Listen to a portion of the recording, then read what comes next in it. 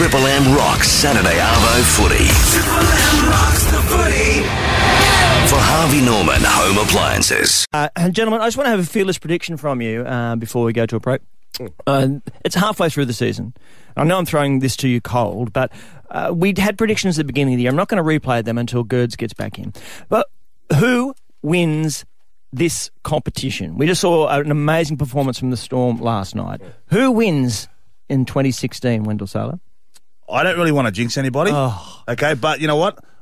I reckon the Cowboys can go back-to-back. Really? Yep, I do. I just think the way they're playing, Morgan hasn't been there. He's been out a few times.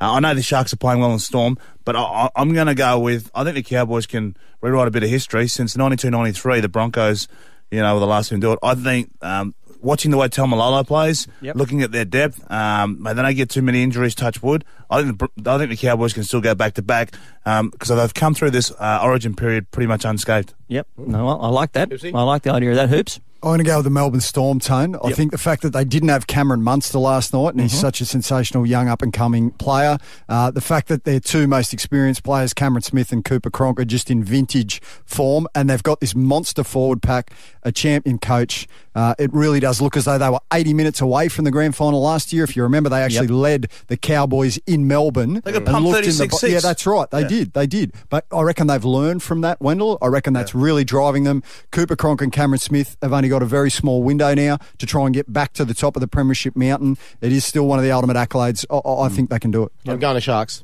The Sharkies? Yeah, I think it's a history. Season. No, it's a season of upsets. Leicester won in the Premier League. First time ever. Sharks will be the first. Iceland. Wales last night.